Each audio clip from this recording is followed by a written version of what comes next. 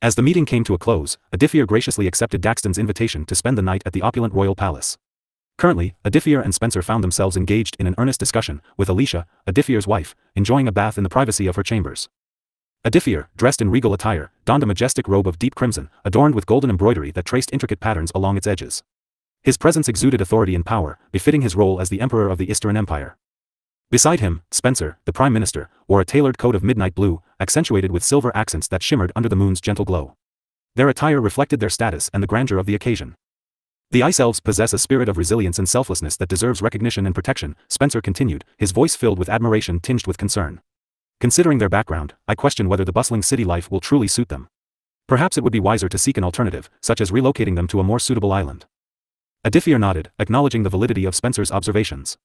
The welfare and adaptation of the Ice Elves were of utmost importance, and their well-being needed to be carefully considered.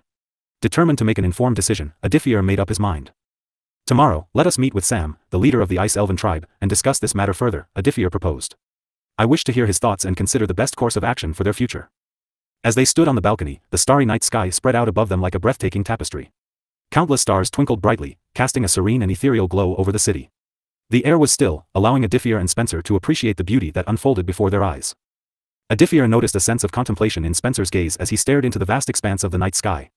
Something seemed to trouble his loyal advisor, as his focus appeared momentarily distant and preoccupied. Concerned, Aditya gently broke the silence, seeking to understand the cause of Spencer's unease. Spencer, what occupies your thoughts? Aditya's voice carried a note of genuine curiosity, his concern evident. Spencer's gaze shifted from the starry heavens to meet Aditya's eyes, his expression reflecting a mix of deep introspection and internal turmoil. He hesitated for a moment as if searching for the right words to convey his troubled state of mind. Your Majesty, forgive me, but I find myself troubled by an incident that unfolded during our escape from the small island, Spencer confessed, his voice tinged with a touch of vulnerability. Intrigued by Spencer's words, Aditya leaned in, his interest piqued. Please, share with me what happened. Taking a deep breath, Spencer began to recount the shaken event, his voice filled with sorrow and determination. Scene change _____. As chaos ensued on the island, with the urgent need to evacuate, Spencer, along with the Ice Elves and soldiers, raced towards the sea, their hearts pounding with a mixture of fear and determination. Amidst the flurry of desperate footsteps, Spencer's keen eyes caught sight of a familiar figure lying on the ground. Without a second thought, Spencer knelt beside Arya, his gaze filled with concern and compassion. Arya, unable to move due to her injuries, had resigned herself to the inevitable. Her expression conveyed a mixture of pain, vulnerability, and a flicker of surprise as Spencer appeared before her, offering a lifeline amidst the chaos. Are you all right? Spencer asked, his voice filled with genuine worry as he assessed the extent of her injuries. Arya's cheeks flushed a rosy hue as she met Spencer's concerned gaze, her heart pounding with a mix of gratitude and admiration. I'm hurt, Arya stammered, her voice barely above a whisper, her eyes unable to meet Spencer's gaze directly. Unaware of his actions' effect on Arya's heart, Spencer focused solely on ensuring her safety. Don't worry, Arya. I'll carry you to safety, he reassured her, his voice carrying a warm and comforting tone. As Spencer carried Arya towards the shore, their steps became synchronized, their journey becoming an intertwining of destinies. The soft rustling of the wind mingled with the rhythm of their breathing, forging an unspoken connection between them. Arya's heart fluttered with every step, her admiration for Spencer blossoming into something deeper, something akin to love. As Spencer carried Arya in his arms, their eyes occasionally met, and a silent understanding passed between them. Arya's cheeks flushed with a mixture of embarrassment and affection, and she mustered the courage to break the silence. Spencer, thank you, for saving me, Arya whispered, her voice barely audible above the sounds of their hurried footsteps. Spencer glanced at her with a soft smile. It was the least I could do, Arya. I couldn't leave you behind. Arya's heart fluttered at his words, her admiration for him growing stronger with each passing moment. As Spencer swiftly carried Arya in his arms, their eyes occasionally met, exchanging unspoken emotions. Arya's heart pounded in her chest as she gazed at Spencer, her feelings for him growing with each passing moment. Spencer remained focused on their escape, his determination shining through. Arya's mind raced with a whirlwind of thoughts and emotions, but she couldn't find the words to express herself. She watched Spencer's every move, grateful for his strength and bravery. Her heart beat loudly in her ears, and her cheeks flushed crimson as her feelings for him deepened. Silence enveloped them as they navigated through the chaos of the island. Arya's gaze remained fixed on Spencer's determined face, unable to tear her eyes away. Spencer, unaware of the torrent of emotions brewing within Arya, focused solely on their safety. His mind raced with thoughts of escape routes and ensuring Arya remained unharmed. Every step he took was fueled by his determination to see her safe. Arya's feelings for Spencer intensified with each passing second. Her admiration for him had grown into something more profound, something she struggled to put into words. As they finally reached the safety of the shore, Arya's mind was in a haze.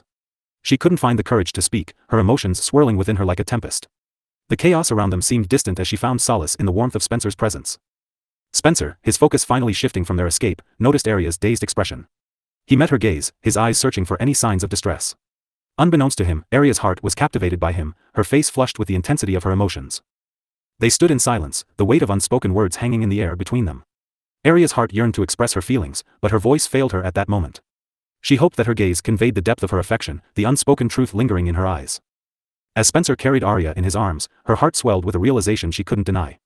"I love him," Arya whispered softly to herself. The depth of her feelings for Spencer had taken hold of her, but her introverted nature made it difficult for her to vocalize those three simple words. Spencer's mind was consumed by thoughts of Arya, his heart and focus wavering during the lengthy meeting that seemed to stretch on endlessly. The Prime Minister of the Eastern Empire was troubled by the intensity of his feelings.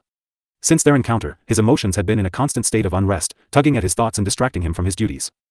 Upon hearing Spencer's confession, Aditya observed his friend's face intently. "So, you're in love?" he asked, his gaze steady and understanding. Spencer's eyes widened in surprise. "Me? In love?" He mirrored Aditya's. Aditya turned his gaze towards the starry night sky, taking a moment before speaking again. "Have you ever felt like this for any other girl in your life?" His question hung in the air as Spencer shook his head, his attention fixed on Aditya's words. "Let me ask you this, Spencer. Imagine if tomorrow Arya were to marry someone else because you hesitated. How would it feel to see her slip a ring onto another man's finger and share a kiss with him?" Aditya's words pierced through Spencer's heart, stirring a storm of emotions within him. He looked troubled, his breath quickening. "I don't want to lose her," Spencer replied, his voice filled with a profound sense of longing. "This is love, Spencer," Aditya continued, his tone deep and contemplative. "It is a double-edged sword, capable of either harming you or transforming you into a stronger and better person. Love has the power to rebuild and destroy, to give you purpose, ambition, and happiness. Life has presented you with an opportunity to create a family, to find fulfillment." Aditya placed his hand gently on Spencer's right shoulder, offering him a warm smile. In that moment, he wasn't speaking as the Eastern Emperor but as a true friend, genuinely invested in Spencer's happiness. "It's time for you to discover a life beyond your work," Aditya advised, his words resonating deeply within Spencer. The emotions in his heart grew stronger as he nodded in agreement. "But according to the customs of the Ice Elven tribe, the tribe leader has the right to choose any woman from the tribe to marry. Sam's son has already chosen Arya, and he warned me to stay away from her," Spencer confided, his face displaying the conflict within him. Amidst the turmoil, Aditya erupted into laughter, surprising Spencer with his reaction. The Prime Minister looked perplexed, unable to fathom the reason behind Aditya's amusement. "You're concerned about such trivial matters?" Aditya chuckled, his laughter echoing through the air. He reassured Spencer with unwavering confidence. "Leave everything to me. It is the least I can do for my friend." With those words, Aditya left the balcony, knowing that Alicia would have finished her bath by now. Spencer smiled gratefully, feeling a weight lifted from his shoulders. He continued to gaze at the star-studded sky, a sense of hope and anticipation blooming within him. "Thank you, my friend," Spencer whispered, his gratitude filling his heart as he admired the captivating night sky, knowing that his path had been altered by the power of love. Scene change _________________. Where have you been? As Aditya stepped into Alicia's lavishly adorned bedroom, his gaze immediately fell upon her. Two maids were attending to her, delicately assisting in the process of getting dressed. Alicia sat gracefully in front of an ornate mirror, the soft glow of candlelight casting an ethereal radiance upon her porcelain complexion. Draped across the room were exquisite silk fabrics, shimmering in various shades of gold and crimson, hinting at the opulence that surrounded them. The air was filled with the delicate fragrance of jasmine, a scent that seemed to perfectly complement Alicia's presence. Alicia herself was a vision of regal beauty, emanating an aura that captivated Aditya's attention. Her ebony locks cascaded down her back in elegant waves, accentuated by a jeweled hairpin that held a single crimson gem, reflecting the light and adding a touch of sophistication. Her attire was a work of art, a sakura-patterned kimono carefully selected to highlight her grace and allure. The fabric flowed gracefully around her, its intricate patterns depicting blooming cherry blossoms, their delicate petals dancing across the silk canvas. Every stitch and brushstroke seemed to tell a story of beauty and nature's ephemeral wonders. Adorning her ears were crimson diamond-shaped earrings, their vibrant hue mirroring the blush that graced her cheeks. The gems twinkled as they caught the light, radiating a subtle, captivating brilliance that further enhanced Alicia's charm. As Aditya took in the sight before him, he felt a rush of admiration and awe, realizing once again how fortunate he was to have Alicia as his wife. Her mere presence exuded elegance, grace, and a captivating allure that transcended mortal beauty. With each meticulous detail, from the delicate braiding of her hair to the choice of her kimono and the sparkling earrings, Alicia embodied a timeless enchantment, captivating the room and leaving Aditya momentarily breathless. "My apologies for my delay," Aditya finally managed to speak, his voice filled with genuine admiration. "You are a vision of extraordinary beauty, my love." Feeling Aditya's intense gaze upon her, Alicia couldn't help but blush, a small smile playing upon her lips, a reflection of her joy in being praised by him. "You two may leave us," Aditya instructed the maids, who promptly bowed to Alicia before gracefully exiting the room. With their departure, a sense of intimacy and privacy enveloped the space. Unable to resist his emotions any longer, Aditya approached Alicia, enveloping her in a warm embrace. She appeared breathtakingly beautiful, her emerald eyes drawing his soul towards her in an irresistible manner. Aditya, please control yourself.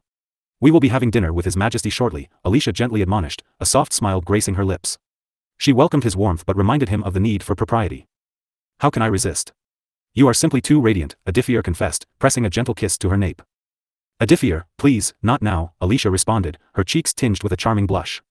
She averted her gaze, feeling a mix of embarrassment and longing. Undeterred, Aditya showered her cheeks and lips with affectionate kisses. Very well, my love. Let us proceed then, he said, extending his hand to her. Alicia, still blushing and with a sparkle in her eyes, placed her hand in his, allowing him to lead her toward the dining hall. The anticipation of the evening's festivities mingled with their shared affection, creating an enchanting atmosphere as they embarked on the next chapter of the night's celebration. As Aditya and Alicia walked side by side towards the grand dining hall, the soft glow of chandeliers cast an elegant ambience. Aditya, with his regal attire, and Alicia, adorned in a stunning gown, attracted admiring glances from the palace staff they passed. Did you enjoy your day? Aditya inquired, his voice filled with genuine curiosity. Alicia's face lit up with a smile as she reminisced about the whirlwind of events that had unfolded within the span of just 24 hours. Today will be unforgettable for me. So many things happened, and I made countless new memories with you. Aditya's gaze softened, and a tender expression crossed his face. It won't be just today, he assured her, his voice carrying a promise of countless more cherished moments to come. In a brief pause, Aditya's thoughts shifted to a practical matter. By the way, now that the Eastern Empire's territory has expanded even more, it's becoming increasingly challenging for Spencer to handle all the responsibilities alone. I believe it would be wise to find him a few capable assistants who can lend their support. Alicia nodded understandingly, her eyes glimmering with determination. Leave that to me. With my connections and influence spanning all 6 continents, I can easily find a few capable individuals who can assist Spencer in his duties. Within a few days, we'll have a team ready for him. Aditya's gratitude shone through his eyes as he gazed at Alicia. Thank you, my love. Alicia gently shook her head, a playful smile gracing her lips. Why are you thanking me? It's only natural for us to help each other and ensure the smooth functioning of our empire. Aditya nodded, appreciating the depth of their partnership and shared responsibilities. With their hands entwined, they entered the opulent dining hall, ready to enjoy a sumptuous meal surrounded by the warmth of their love and the promising future that lay ahead. Emperor Daxton, seated at the head of the lavishly set table, exuded an air of regal authority. His attire befitted his position, as he wore a tailored midnight blue velvet robe adorned with intricate silver embroidery, symbolizing his sovereignty over the Echo Dominion Empire. The robe cascaded down his frame, its rich fabric flowing with every movement. As the centerpiece of the dining hall, the long table groaned under the weight of the culinary delights displayed upon it. The finest chefs from each region had meticulously prepared a feast that showcased the diverse flavors of the empire. The table was a tapestry of culinary wonders, adorned with dishes representing the northwestern, eastern, southern, and western regions. As Aditya and Alicia approached, Daxton's face lit up with a warm smile, a testament to his welcoming nature. Welcome, he greeted them, his voice carrying a hint of excitement and camaraderie.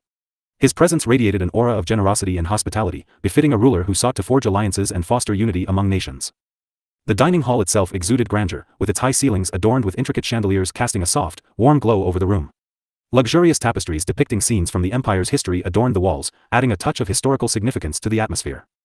Seated beside Emperor Daxton, Ice Elven tribe leader Sam exuded a mix of relief and gratitude. His eyes sparkled with a newfound sense of hope as he exchanged warm glances with Daxton, indicating a fruitful and promising conversation that had taken place between them.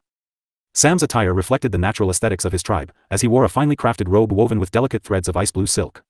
Intricate patterns reminiscent of frost adorned the garment, symbolizing the connection between the Ice Elven tribe and their icy homeland.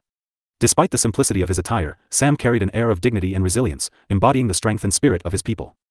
The smile on Sam's face spoke volumes about the outcome of their discussion.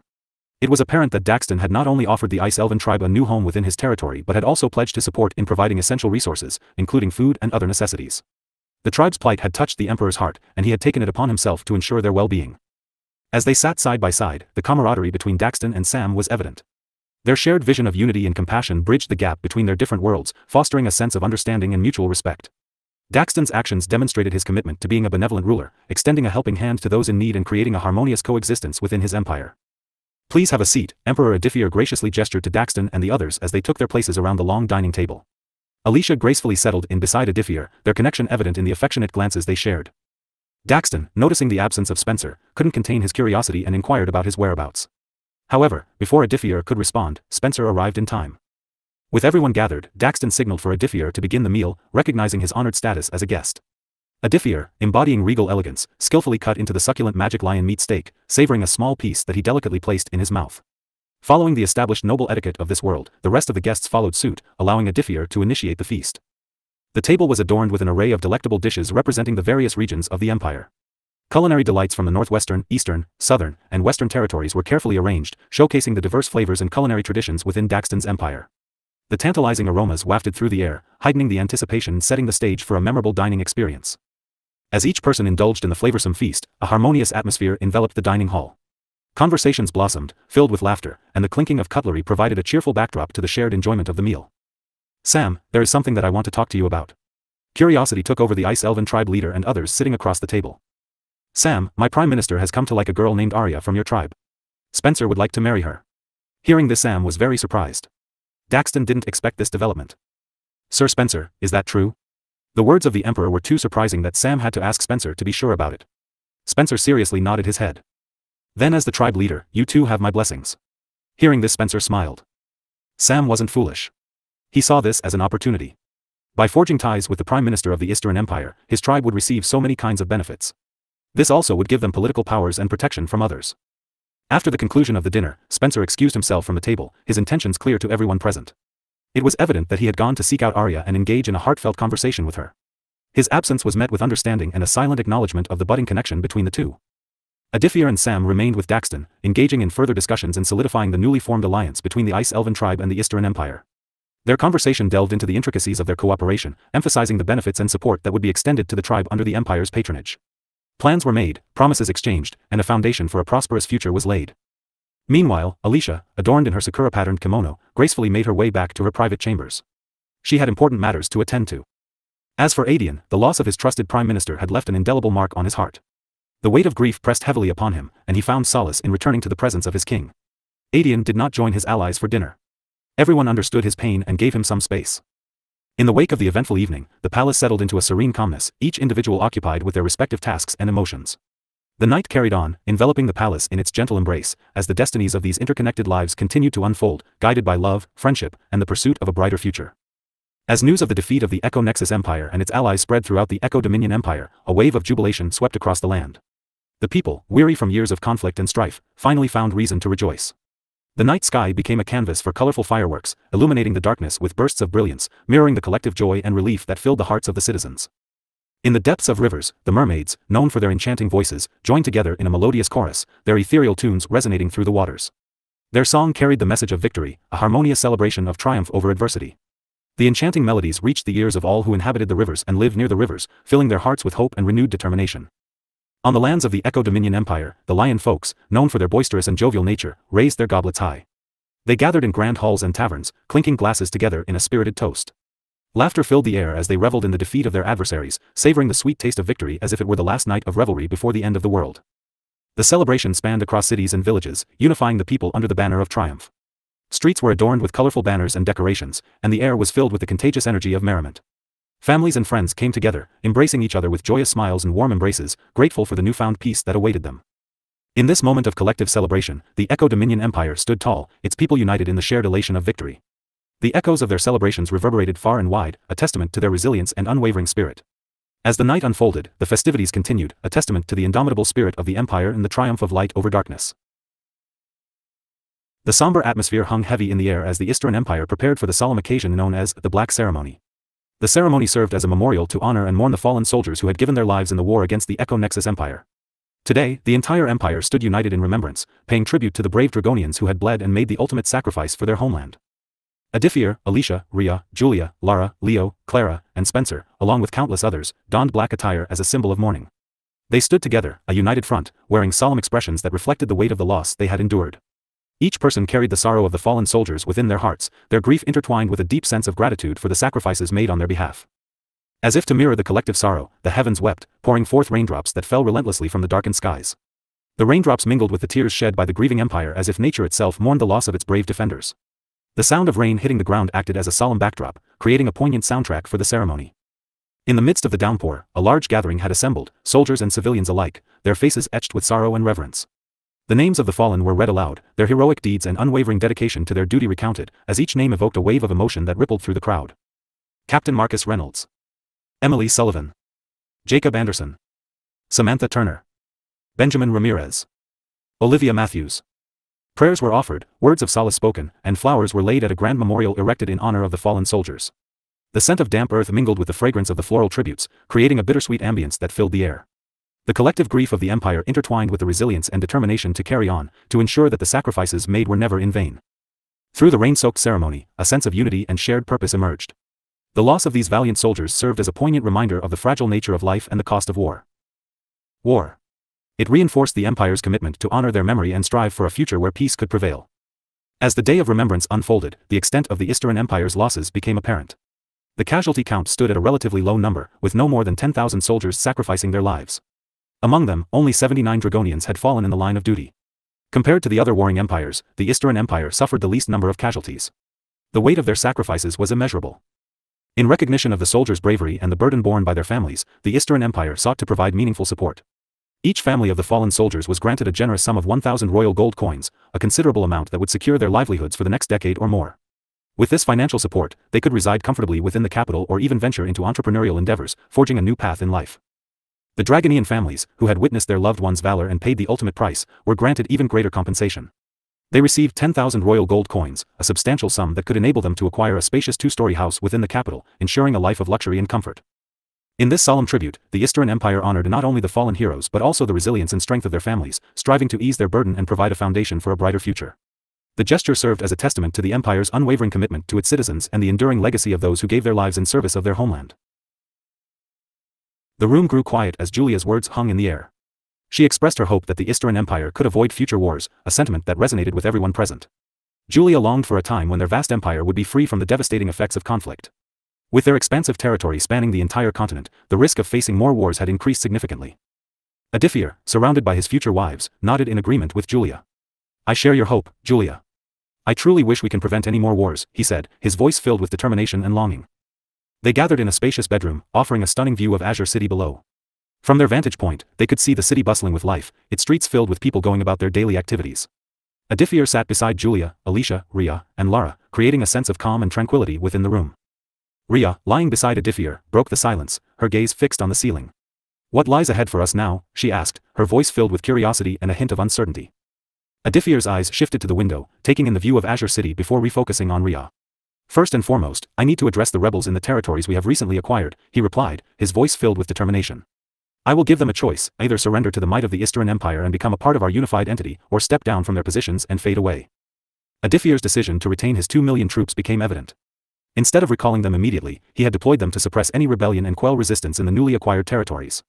The goal was to establish firm control and bring unity to these lands under the banner of the Eastern Empire. "There will be no place for those who oppose the stability and prosperity of our empire," Aditya continued, his voice resolute. "But for those who are willing to embrace change and contribute positively, there will always be opportunities for growth and a chance to shape our future." Alicia listened intently, reaching out to place a comforting hand on Aditya's, offering support and encouragement. Lara, seated beside Julia, nodded in agreement, understanding the importance of consolidating power in the face of potential unrest. The conversation carried on, with each person sharing their thoughts and concerns. Scene change. It was a day filled with sorrow as the Eastern Empire and the Echo Dominion Empire mourned the loss of Duke Campbell. The sudden passing of the highly esteemed Duke sent shockwaves throughout the Echo Dominion, leaving a deep void that would be hard to fill. Adam honored, Sophia honored, and their young son Jack stood among the mourners, dressed in somber black attire. The honored family, known for their close connection to the Campbells, felt a profound sense of loss. Nobles, knights, and high-ranking military officials from both empires had come together to pay their respects at the funeral. The solemn event served as a poignant reminder of how fragile life can be. Even Emperor Daxton himself was present, highlighting the significance of the moment. As the funeral came to a close, Daxton stepped forward onto the stage. A hush fell over the crowd, all eyes fixed on the Emperor, curiosity and anticipation filling the air. Daxton recognized this as an opportune moment to address the gathered nobles, officials, and military personnel and to make an important announcement that would shape the Empire's future. "Good afternoon, esteemed guests," Daxton began, his voice a mixture of sadness and determination. "Today has been a difficult day for the Echo Dominion Empire. We stand here together in mourning, having lost a man who devoted his life to serving our empire. Duke Elliot Campbell was a stalwart figure, unwavering in his beliefs, and under his leadership, the Campbell house achieved remarkable success." Daxton paused briefly, turning his gaze towards Elliot Campbell's son, who stood alongside his grieving family. The Emperor couldn't help but contemplate the uncertain path ahead for the Campbell house. With the sudden passing of his father, Elliot Campbell's son found himself thrust into a position of responsibility for which he may not yet be prepared. Immaturity and a lack of readiness plagued him, casting doubt on his ability to carry on his father's legacy. Daxton silently hoped that the guidance of the young man's paternal grandfather would help shape him into a mature and wise leader. However, if Elliot's son failed to rise to the challenge, the power vacuum left by his father's passing would undoubtedly attract the attention of ambitious noble families vying for influence and prominence. It seemed almost inevitable that a new household would emerge, potentially replacing the Campbells as a major force within the empire. As for the honored noble house, traditionally seen as rivals to the Campbells, Daxton remained confident in Duke Adam Honored's leadership, believing that they would continue to grow stronger and prosper. Daxton's words resonated with the hearts of those present, each individual grappling with their own thoughts and emotions. The loss of Duke Campbell not only affected his family but also served as a reminder of the fleeting nature of power and the ever-shifting dynamics within the empire. An air of uncertainty mingled with the somber atmosphere as everyone contemplated what the future held for the Echo Dominion Empire in the wake of this tragic loss. The atmosphere grew heavy with sadness as Emperor Daxton continued his speech, honoring the late Duke Elliot Campbell, the last noble from his father's generation. While cultivators were known for their long lives, accidents could happen to anyone. To pay tribute to Duke Campbell, the flag of the Echo Dominion Empire would be lowered for the next 7 days, a sign of their deep sorrow and respect for his memory. May his soul find eternal peace. After a moment of silence, Daxton addressed the crowd once more, his voice filled with determination and a touch of excitement. But in the midst of our grief, I have some good news to share. As you all know, we have been at war. I am pleased to announce that the war with the Oracle Alliance has come to an end, and we have emerged victorious. But our achievements don't stop there. Today, I am proud to declare the creation of the Triumvirate Alliance. People in the audience looked at each other with curiosity, some already aware of this development or able to guess its meaning.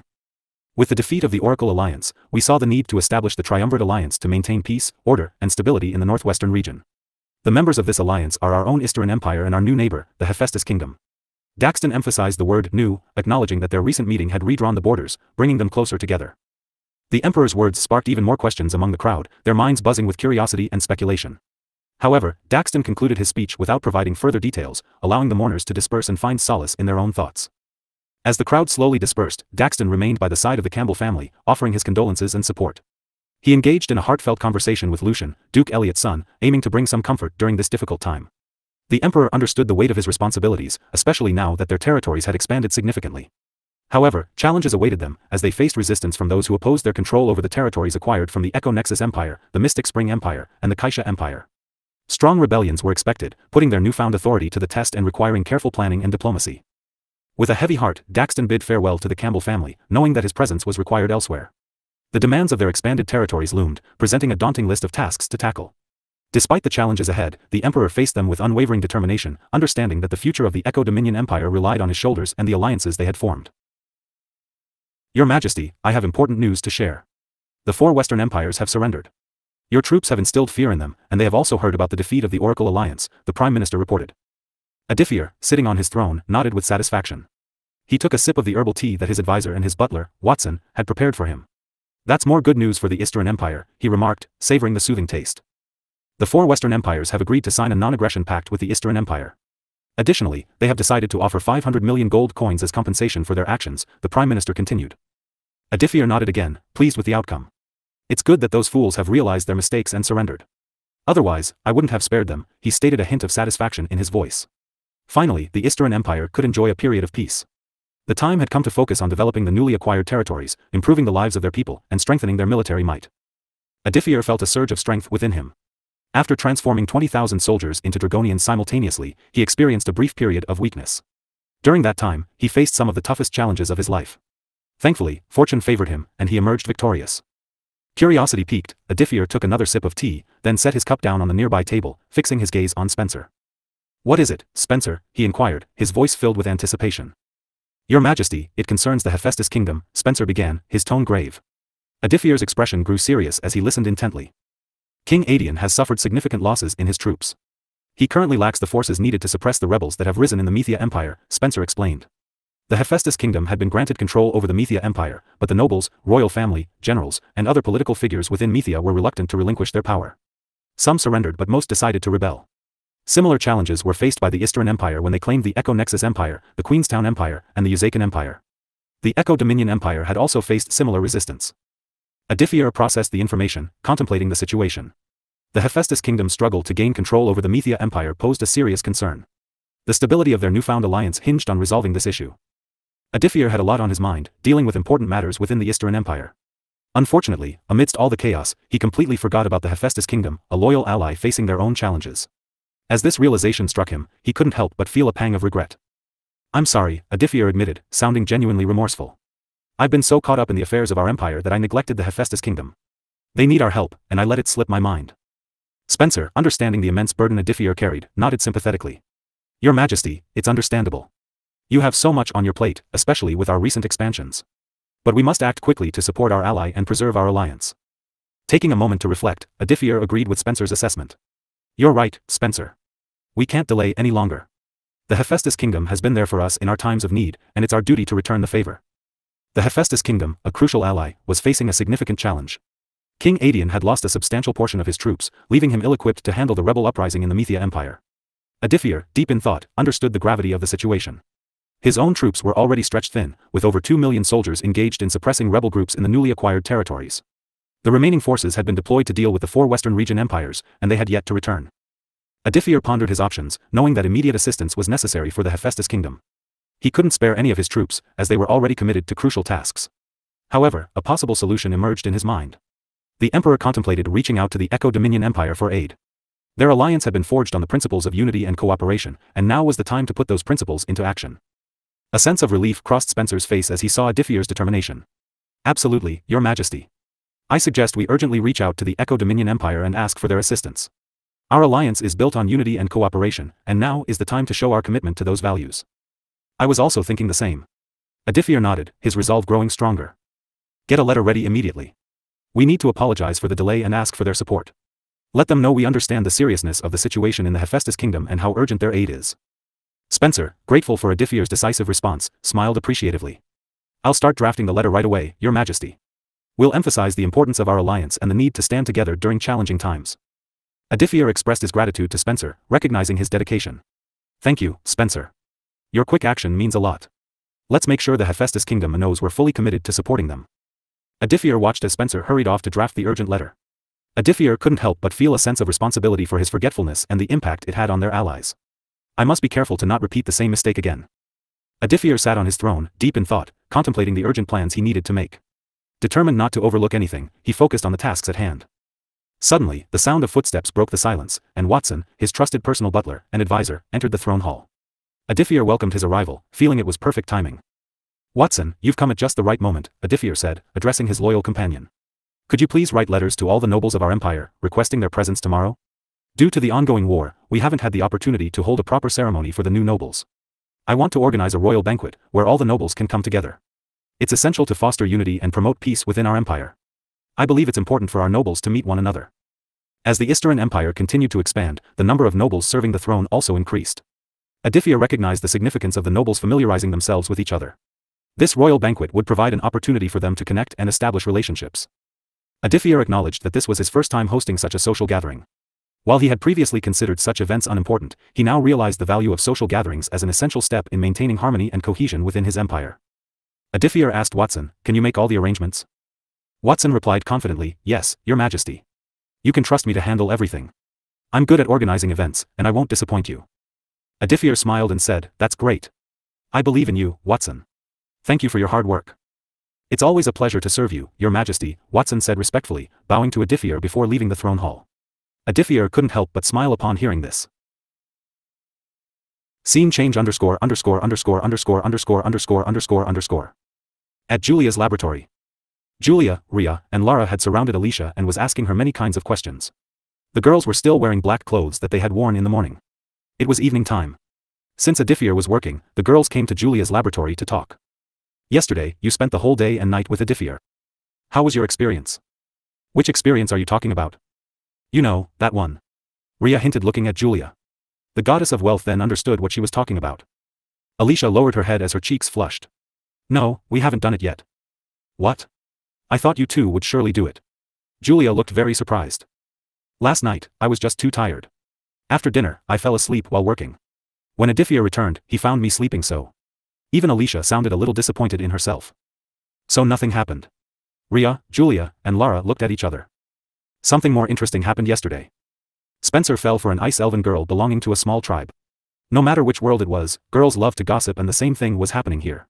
Slowly but surely, Julia's laboratory was turning into the girls' meeting spot. Nowadays, the girls met here and talked about many things. Really, thank you very much to all those who send support with valuable gold. The soft hues of dawn painted the sky as the first rays of sunlight peeked over the horizon. It was an exceptionally early morning in the Dragon Palace, where most residents would still be nestled in the embrace of slumber. However, today was no ordinary day, it held immense significance for everyone within the palace. Amidst the stirring of activity, one man remained peacefully asleep, blissfully unaware of the bustling preparations taking place around him. That man was none other than the revered dragon monarch himself. The previous night had been a busy one for Aditya. Engrossed in his duties, he had toiled until the late hours, diligently tending to the affairs of his empire. When he finally retired to his private chambers, he was greeted by his beloved wife, Julia. The couple shared moments of joy and intimacy, cherishing the rare opportunity to connect amidst the demands of their roles. As the clock struck 1 o'clock, they finally succumbed to the call of sleep. While for most ordinary humans this might have posed a challenge, for cultivators like Aditya, sleep was a mere luxury. Their heightened spiritual essence and profound cultivation allowed them to endure long periods without rest, should the need arise. Nevertheless, Aditya recognized the importance of sleep even for cultivators, understanding that it replenished both the body and soul. The first rays of morning sunlight gently filtered into the opulent bedroom, illuminating the lavish surroundings of the Eastern Emperor's private sanctuary. The room exuded an air of regality, adorned with exquisite tapestries and intricately carved furniture, showcasing the grandeur befitting a monarch. As the gentle warmth of the sun caressed his face, Aditya gradually stirred from his slumber, his eyes fluttering open. What time is it? Confusion momentarily clouded his gaze as he surveyed the room, expecting to find the familiar countenance of his wife, Julia, by his side. Yet, the absence of her presence evoked a subtle longing within him, prompting him to wonder where she might be. Where is she? Rubbing the remnants of sleep from his eyes, Aditya's gaze settled on the spacious chamber. The room exuded an aura of serenity, its richly adorned walls bathed in soft hues of gold and cream. The intricately woven carpets, adorned with vibrant patterns, caressed his bare feet as he rose from the comfort of his bed. Oh, right. She must be getting ready. A soft sigh escaped his lips as he realized the reason for Julia's absence. Today held immense significance for the Eastern Empire, as it marked the first time Aditya, as emperor, would host a grand royal banquet. Despite his years of rule, he had never before felt compelled to gather his nobles and dignitaries in such a formal and celebratory manner. Aditya's naked form, partially concealed by a delicate silk blanket draped over his lower body, stood as a testament to the intimacy shared with Julia the previous night. The discarded garments from the day before lay strewn on the floor, a subtle reminder of their shared moments of passion and connection. With a renewed sense of purpose, Aditya stepped forward, his bare feet sinking into the plush carpet. He glanced around the room, appreciating the intricate details and fine craftsmanship that adorned every corner. The towering canopy bed, draped with flowing silk curtains, stood as a symbol of his status and authority. The ornate wardrobe, gleaming with polished wood and intricate carvings, held a myriad of luxurious garments befitting his regal stature. As Aditya surveyed the room, his mind shifted back to the present moment, his thoughts consumed by the impending royal banquet. I better get up.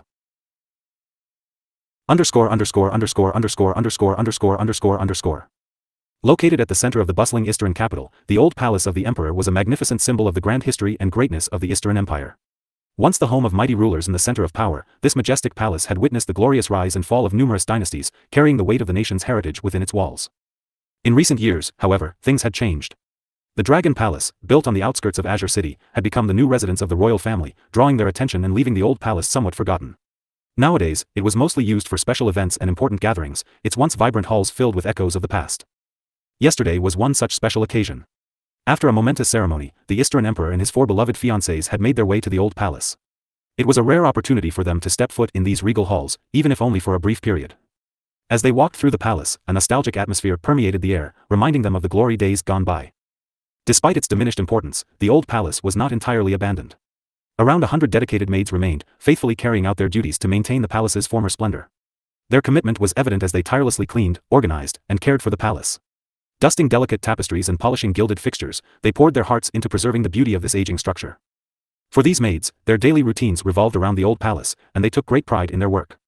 They understood the significance of their roles in safeguarding tradition and upholding the noble spirit of the Eastern Empire. With unwavering loyalty, they ensured that the palace remained a shining example of the empire's heritage.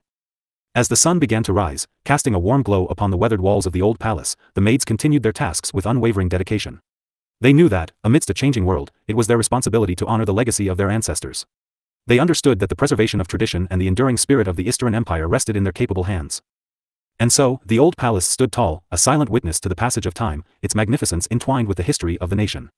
With each task diligently performed by the maids, the palace remained a source of pride and a testament to the everlasting spirit of the Eastern Empire. Next to the old palace, the vast training grounds of the Eastern Empire showcased the kingdom's dedication to strength and discipline. This impressive area sprawled before the palace, capturing attention with its majestic presence. At the heart of the training grounds stood the barracks, a grand structure shaped like a sweeping arc that encircled the old palace, symbolizing unity and protection. Close to the barracks, other important buildings thrived, forming a lively center of activity. The town hall served as a place for governing and making decisions. The market hall buzzed with energy, as merchants and customers gathered to engage in lively trade, offering a wide range of goods. Linked to the old palace was the renowned library, a sanctuary of knowledge and wisdom. Aditya, the emperor of Isterin, cherished the library dearly, driven by his passion for ancient texts and his unquenchable thirst for knowledge. During the palace's renovation, special care was given to the library, resulting in its relocation near the barracks. For Aditya, the library held immense significance. It offered him a place of solace, where he could delve into the depths of history, unravel hidden secrets, and seek wisdom to guide him in the present. His cherished collection of old books, carefully amassed over time, contained a wealth of insights and captivating stories, waiting to be discovered. Often, he would find respite within the library's walls, immersing himself in the vast world of knowledge it contained. The library itself was an architectural marvel, embodying the empire's dedication to intellectual pursuits. It was divided into 5 distinct sections, each catering to different areas of study and presenting a diverse selection of skill books. Within its halls, scholars, scribes, and intellectuals gathered to engage in research, study ancient texts, and expand their horizons. Soldiers and Dragonians who had proven their dedication and earned sufficient contribution points were granted the privilege of selecting 1 or 2 skill books to further develop their expertise and enhance their abilities. In the library's serene atmosphere, a vibrant pursuit of knowledge flourished. Curiosity filled the air, as individuals explored new ideas, broadened their minds, and reveled in the excitement of discovery. It stood as a sanctuary where wisdom intersected with imagination, nurturing the spirit of learning. The town hall was the busy center of the kingdom's administration, where government officials worked and important decisions were made. Recently, the town hall had undergone expansions to serve new purposes and offer more services to the people. One exciting addition was the Auditorium of Spells, a special place dedicated to the study and practice of magic. Located inside the town hall, this unique space had a large hall where expert wizards and sorcerers could share their knowledge and skills through interesting lectures and impressive demonstrations of advanced magical techniques. The Auditorium of Spells was a lively hub of magical learning, where both practitioners and those interested in magic could come together to exchange their knowledge and experiences. The town hall also played an essential role in the kingdom's communication system. It had a dedicated section called the Magical Communication Network, which enabled instant communication between different towns and cities throughout the kingdom. Using a special method similar to teleportation, the network allowed letters and documents to be quickly sent from one place to another. This magical network made communication fast and efficient, bringing people closer together. The Magical Communication Network at the town hall had 2 parts, serving different purposes. The public section was accessible to anyone and allowed them to use the network to send letters to cities in the southern and eastern regions within just an hour. All it took was a small fee of a few silver coins. Once the letter reached the network, it would be promptly delivered to the intended recipient's address, provided an additional fee was paid. If the sender didn't pay the fee, the letter would be kept at the Magical Communication Network for 14 days. If no one claimed the letter during that time, it would be respectfully disposed of by burning. The private section of the Magical Communication Network was reserved for the emperor and his closest advisors. It ensured that important documents, confidential letters, and vital information were swiftly and securely delivered directly to the emperor. Special care was taken to protect the privacy and integrity of these communications, safeguarding the kingdom's most sensitive matters. Inside the town hall, there was also a unique room known as the Magical Courtroom. It was specifically designed to handle legal cases involving magical disputes, enchanted crimes, and conflicts among magical beings. The courtroom's special features and enchantments made sure that these cases were judged fairly and impartially. In this magical courtroom, the complexities of magic and the rule of law came together to ensure justice and harmony within the magical community. The town hall, with its many functions and its commitment to efficient governance, showcased the kingdom's progressive vision and dedication to serving its citizens. From the fascinating lectures in the Auditorium of Spells to the fast and reliable communication of the Magical Communication Network, and the fair resolution of magical disputes in the magical courtroom, the town hall represented progress and innovation in the Isterin Empire. In the early morning light, the emperor, Aditya, could be seen engaged in a physical exercise known as push-ups at the training grounds. It was still early, so only a few soldiers had gathered there at that time. Aditya had chosen to use the training grounds belonging to Division 5, which was under the command of General Amber. However, Amber and most of her division had been sent away to fight in a war. At the moment, Amber was leading her troops to quell a rebellion in a newly acquired territory that belonged to Aditya. 1097. 1098. 1099. 1100. Aditya, dressed in special runic enchanted clothes, was diligently performing push-ups at the training grounds. These clothes were incredibly heavy, much heavier than what an average person could bear. In fact, wearing such heavy clothes would be fatal for most people. Aditya's training attire consisted of white garments adorned with black rune writings, adding to their mystical aura. During his leisure time, Aditya had taken it upon himself to create these unique runic clothes, customizing them specifically for his training sessions.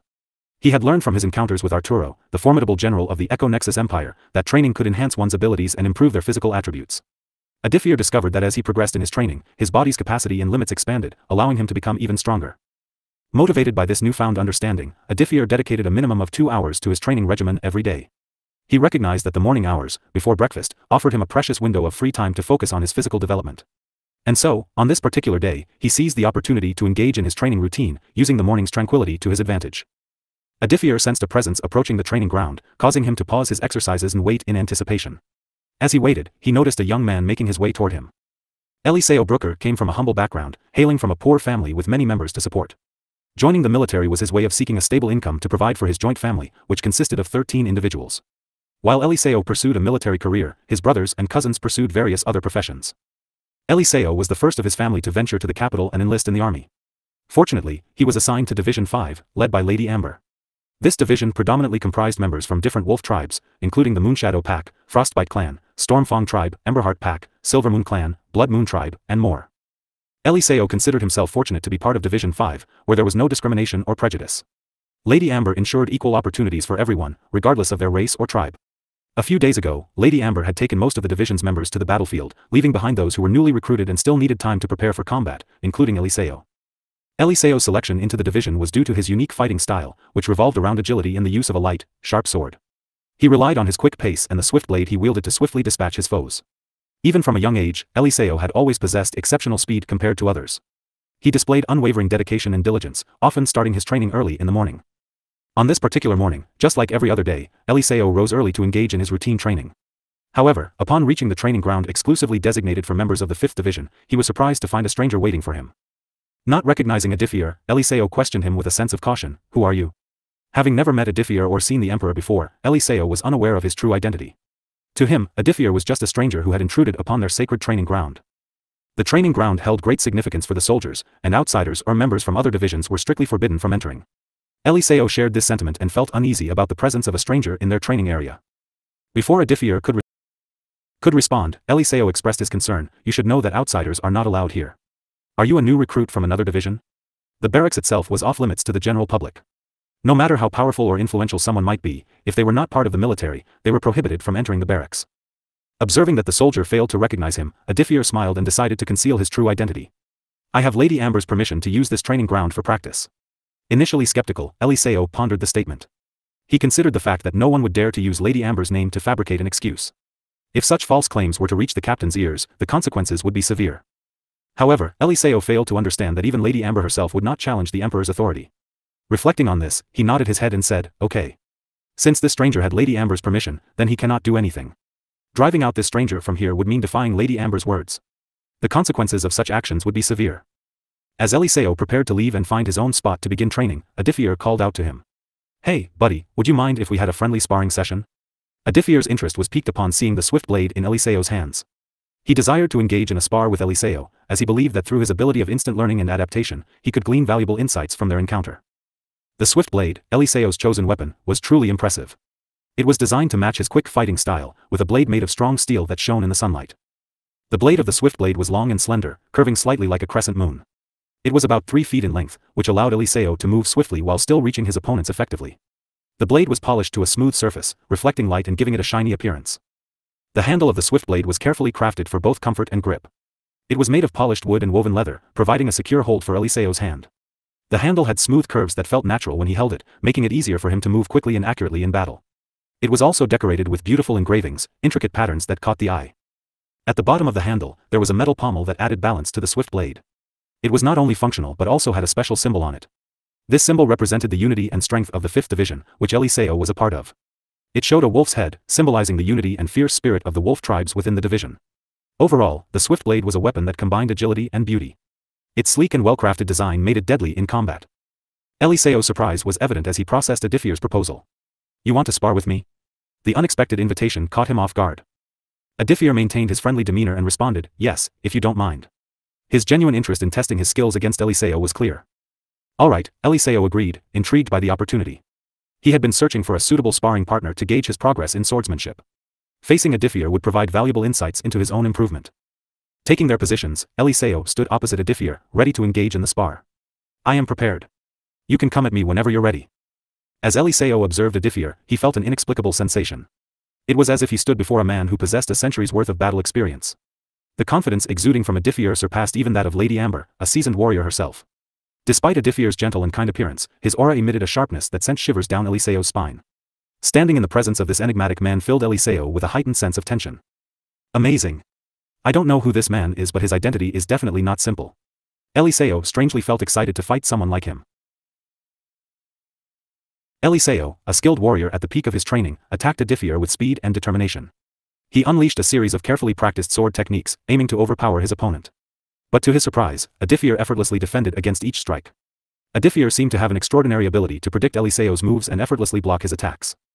Eliseo's sword swung through the air, performing quick slashes and clever feints, yet Aditya's defenses remained impenetrable. Aditya's swordsmanship was a true display of agility, accuracy, and smart anticipation. His sword moved gracefully, effortlessly stopping Eliseo's relentless assault. No matter how hard Eliseo tried, he couldn't find an opening to land a successful hit. Amazed and in awe, Eliseo couldn't help but admire Aditya's incredible skill. It felt as if Aditya could read his mind, always ready to counter his every move with precise blocks. The difference in their abilities was stark, leaving Eliseo humbled and full of respect for Aditya's mastery of the sword. The intense spar between Aditya and Eliseo pressed on. Aditya wielded a simple sword, grasping it with one hand, as he skillfully blocked Eliseo's onslaught. It was evident that Aditya had deliberately lowered his cultivation level to match Eliseo's, creating a fair and balanced encounter. Furthermore, he had deliberately donned heavy garments, adding weight to his body and reducing his agility. Despite these intentional handicaps, Aditya remained a formidable opponent. Aditya's keen observation allowed him to discern patterns in Eliseo's attacks. His experiences from countless past battles honed his ability to read his opponent's movements with remarkable accuracy. Whenever Aditya faced an opponent, he possessed a remarkable talent for instantly assimilating and mastering their sword techniques. It was as if he absorbed their swordsmanship in the heat of combat, effortlessly turning their own moves against them. In this spar with Eliseo, Aditya's proficiency in reading attack patterns came to the fore. He anticipated and countered Eliseo's strikes with uncanny precision, thwarting each attack with ease. Aditya's adaptability was extraordinary, seamlessly adapting to his opponent's style and exploiting their weaknesses. His ability to assimilate and utilize the very sword techniques employed against him made his defense impenetrable and his counterattacks devastating. As the spar continued, the dance of swords intensified. Aditya's movements, though seemingly slower due to the weight of his attire, remained fluid and calculated. Each block, each parry, demonstrated his deep understanding of swordplay and his mastery in using his opponent's own techniques against them. Eliseo could only marvel at Aditya's expertise, realizing that he faced not only a formidable opponent but also a brilliant strategist who could turn the tide of battle with remarkable ease. Unbeknownst to Aditya and Eliseo, a hushed gathering of members from the 5th Division had quietly assembled at the training ground.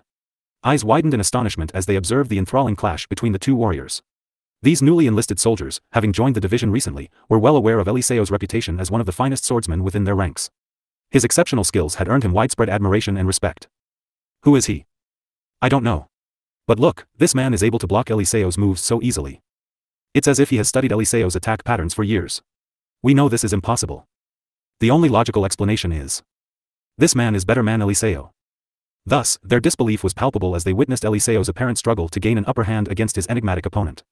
This unknown figure, who had dared to face Eliseo head-on, had proven to be a force to be reckoned with. The gathered soldiers marveled at the extraordinary display of skill and determination unfolding before their eyes. Eliseo's every move was met with a formidable defense, expertly executed by this mysterious adversary. The new soldiers couldn't help but exchange astonished glances, their expressions reflecting a mix of surprise, curiosity, and a touch of trepidation. Eliseo, their shining star, seemed unable to make a dent in his opponent's resolute stance, his every strike meeting an impenetrable wall.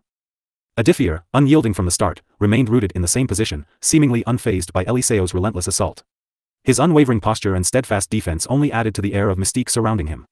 The onlookers couldn't help but feel a sense of unease, realizing that they were witnessing a rare encounter between two extraordinary swordsmen, the likes of which were seldom witnessed within their division. As the spar continued, the members of the 5th Division exchanged whispered comments, their voices tinged with a mixture of awe and intrigue. They couldn't shake the feeling that they were witnessing a clash between titans, a battle that transcended their expectations and left them yearning for a deeper understanding of the enigma standing before them. After what felt like an eternity, exhaustion began to take its toll on Eliseo's body. The intense spar had stretched on for over an hour, draining his energy and testing the limits of his endurance. Despite his unwavering determination, Eliseo found himself unable to make even the slightest dent in Aditya's immovable defense. It was a humbling experience for him, a first-time encounter with such a formidable opponent. Sensing Eliseo's weariness, Aditya called for a temporary respite. The young swordsman, his body drenched in sweat, nodded wearily, gratefully accepting the opportunity to catch his breath. Collapsing onto the ground, he sat there, panting heavily, his chest rising and falling with each labored breath. The strain of the intense sparring session was etched across his face, a testament to the physical and mental exertion he had endured. Silence enveloped the training ground as Eliseo gathered his strength, allowing the tranquility to settle over them. The onlookers, still captivated by the display of skill and resilience, watched in quiet admiration as the two warriors took a momentary pause. It was evident to all that this clash had surpassed their expectations, pushing Eliseo to his limits and leaving him in awe of the untapped depths of his opponent's abilities. With his heart pounding in his chest and a newfound respect for the strength he had just encountered, Eliseo reflected on the spar. It was a valuable lesson, a reminder that there were realms of martial prowess yet to be explored. As he caught his breath, he couldn't help but feel a sense of determination welling up within him, fueling his desire to push himself further and continue his pursuit of growth and mastery. There are so many things that I still need to learn, Eliseo thought while staring at Aditya. Aditya's smile widened as he observed Eliseo, a sense of satisfaction evident in his eyes. You fought well, Eliseo. Your skills show great potential. I look forward to our next spar tomorrow. Prepare yourself, he declared, a note of challenge lacing his words. With that, Aditya vanished from the training ground, his form dissipating into thin air as if he had never been there. A stunned silence settled over the gathered members of the 5th Division as they processed the astonishing sight before them. Their eyes widened, mouths agape, as they witnessed Aditya's sudden disappearance. Whispers and murmurs broke out among the recruits, their astonishment painted across their faces. Who was that? One soldier exclaimed, his voice filled with disbelief. I've never seen anyone move like that before. He must be a highly skilled warrior, another recruit ventured, his eyes still fixed on the spot where Aditya had stood just moments ago. But who is he? I've never seen him before. As the confusion and curiosity grew, Eliseo, still catching his breath, turned to his fellow soldiers, a mixture of awe and intrigue in his expression. I don't know who he is, but his skills are unlike anything I've ever encountered. We'll have to wait and see. Amidst the speculation and wonder, a hushed conversation unfolded among the members of the 5th Division. Whispers filled the air, each soldier offering their own theories and guesses about the enigmatic warrior who had crossed paths with Eliseo. Some speculated that he might be a wandering swordsman, while others pondered the possibility of his affiliation with a secret martial arts sect. In the midst of the discussions, one soldier dared to voice a thought that sent a shiver of realization down the spines of those nearby. What if he's someone important? Someone we should know? The question hung in the air, the weight of uncertainty settling upon them. None of the recruits could fathom the truth, that the one they had just faced in combat was none other than their own king, the ruler of their land. Oblivious to Aditya's true identity, they were left with nothing but bewilderment and anticipation for the next encounter, unaware of the destiny that awaited them all. After his invigorating shower, Aditya emerged from the bathroom only to be met with a surprising sight. To his astonishment, Julia and the other girls were gathered in his bedroom. A moment of silence passed as Aditya stood there, the realization dawning on him that he hadn't expected anyone to be in his room. His senses hadn't alerted him to their presence, leaving him momentarily taken aback. Meanwhile, the girls found themselves equally captivated by Aditya's appearance. Clad in nothing but a pristine white towel wrapped around his waist, his muscular physique was on full display. His long, damp blue hair clung to his skin, adding to his allure. As their gazes fell upon him, different reactions unfolded among them. Ria felt her cheeks grow warm as her body responded to the sight before her. Innocent Lara, unable to contain her curiosity, shyly lowered her face with her hands, yet stole furtive glances through the gaps between her fingers. Alicia's cheeks flushed a delicate shade of red, memories of their intimate encounter from yesterday's morning flooding her mind. Amongst the array of reactions, Julia remained the calmest, having grown accustomed to Aditya's presence. Nonetheless, even she couldn't deny the appreciation she felt for the sight that greeted her eyes. As Aditya calmly made his way towards his wardrobe, he couldn't help but notice the lingering gazes of the girls upon him. With a hint of amusement in his voice, he broke the silence by asking, "Have you all seen enough?" His words prompted a mixture of reactions from the girls. Ria's cheeks flushed deeper as she averted her gaze, feeling caught in the act. Lara, her curiosity momentarily forgotten, sheepishly nodded, her face still flushed. Alicia, her embarrassment evident, managed to nod with a shy smile. Julia, unfazed by the situation, simply observed with a knowing look. Realizing that the unexpected encounter had caused a slight disturbance, Aditya reached for a fresh set of clothes from his wardrobe. As he slipped into his attire, a comfortable air settled in the room, breaking the tension that had momentarily hung in the air. The girls, now regaining their composure, exchanged glances before breaking into light laughter. The awkwardness gradually dissipated, replaced by a sense of familiarity and ease. It was another day in the Dragon Palace, filled with surprises, laughter, and the unique dynamics of their shared bond. This is chapter 400. You look handsome. Seated in front of a large mirror, Aditya looked at his reflection and couldn't help but feel handsome on this important day. As the emperor, he wore clothes that showed his noble status, giving off a sense of grandeur and sophistication. His bright blue eyes sparkled with charm and captivated those who looked into them. A maid gently combed his long, flowing blue hair, making it shine beautifully. Each stroke of the comb added a touch of magic to his appearance. His hair framed his face gracefully, making his attractive features stand out and adding to his magnetic presence. Another maid carefully applied kohl to his lashes. Kohl, made from a mix of special ingredients like powdered antimony and black galena, made his gaze deeper and more intense. The tradition of using kohl had been followed by previous Eastern kings, including his adoptive father, King Ahmed. Aditya found comfort in this practice, as it connected him to the respected line of rulers who had also used kohl. Some people believed that kohl had medicinal properties, which made its application even more intriguing.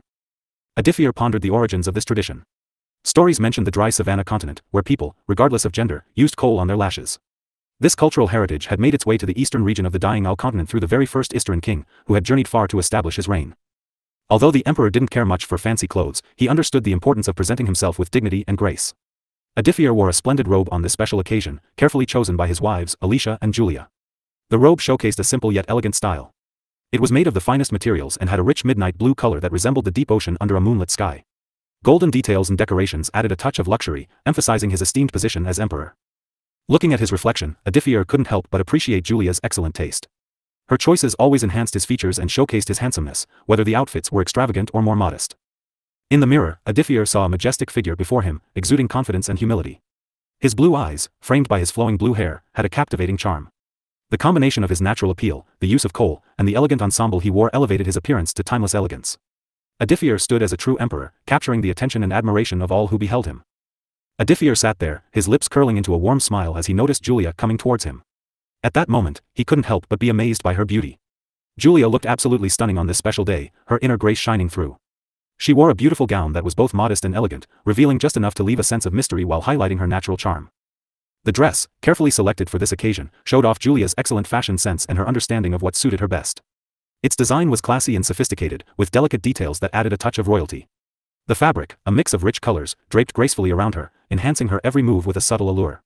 Its modest style reflected timeless elegance, allowing her to radiate her ethereal beauty without showing too much. Aditya's gaze was drawn to Julia's captivating purple eyes, shining like sparkling amethysts. They held a depth that seemed to reflect her gentle and unwavering love for him. In that moment, he felt momentarily stunned, his heart skipping a beat as he looked at her. Her gorgeous purple hair was styled in an elegant bun, revealing the smooth curve of her neck. Aditya felt an overwhelming desire to lean in and place a tender kiss on that flawless skin. It was a sight that stirred his deepest feelings and reminded him of his deep affection for her. In Julia's presence, Aditya felt as if a goddess had graced the mortal world. Her regal demeanor, combined with her captivating appearance, exuded a special kind of magic. She embodied beauty and grace, captivating everyone with her innate charm. As Aditya continued to gaze at his beloved wife, he couldn't help but marvel at how perfectly her captivating purple eyes, the vibrant shade of her hair, and the elegant simplicity of her dress complemented each other. Julia was a true epitome of elegance and refinement, a representation of royalty standing by his side. Looked enough? With a teasing smile, the goddess asked. The goddess behind him. He can see her reflection in the large mirror. I can keep staring at your face forever, Aditya replied while staring at Julia's reflection in the mirror. Hee hee. Julia giggled. Her heart was overflowing with happiness, love, warmth, and pride. You look very handsome today. Thank you for the compliment. Aditya accepted the compliment. But then he noticed that his other fiancés were slightly pouting and looking a little bit jealous. Alicia gracefully wore a traditional kimono that represented her culture and traditions. Her family cherished these elegant outfits, which showcased their heritage through beautiful designs and vibrant colors. Today, Alicia chose a stunning silk kimono.